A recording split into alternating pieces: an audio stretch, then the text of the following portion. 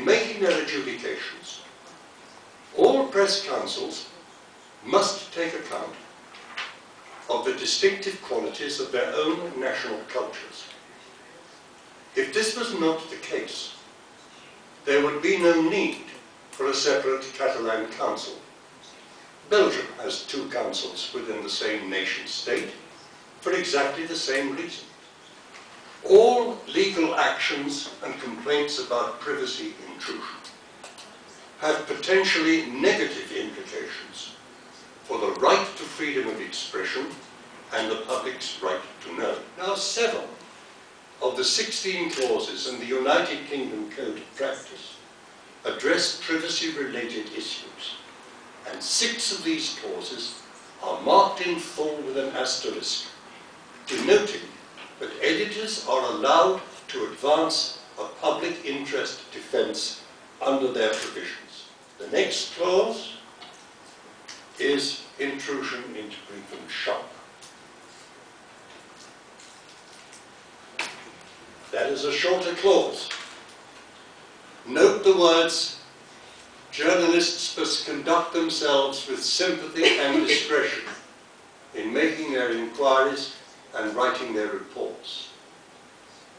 And when reporting suicide, no excessive detail about the method used. Children, a very important clause, and the key clauses under this,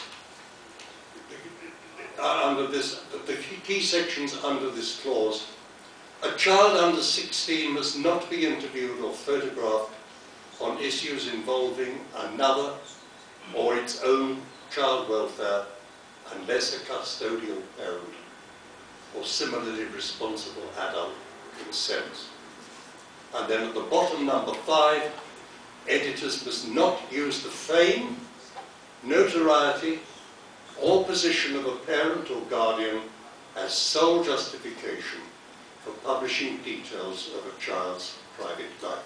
There is currently a growing concern throughout the United Kingdom newspaper industry that some judges in the United Kingdom are taking a disproportionate account of the need to ensure that their judgments in privacy cases are fully compatible with those of the European Convention on Human Rights and Principles.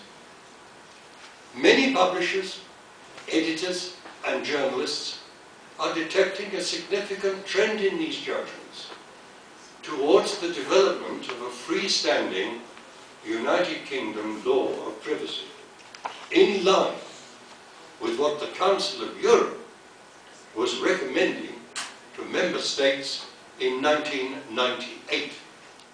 And given the diversity of their cultures, it may prove difficult to reach a European-wide consensus on what counts, for example, as a debate of public interest, and what kinds of published material are capable of contributing to a debate in a democratic society or are necessary in such a society.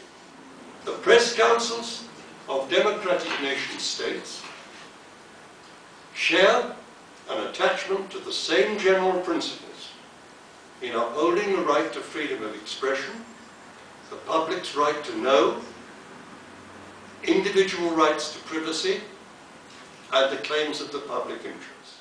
So politicians who voluntarily involve their children in their public activities, who take them on official visits, include them in official photos, will compromise their privacy rights and deprive their children of the protection that the UK Code of Practice would otherwise provide. And our advice to all public figures in Britain: if you want to keep your children out of the press, do not use them for professional or political reasons. Do not put them on electioneering stands. Do not show your family, I am family man. That way, danger lies. There may be a public interest in reporting that someone has a mental health problem. But under UK law, it is not fair and lawful to disclose that he or she was receiving treatment or to publish details of the treatment.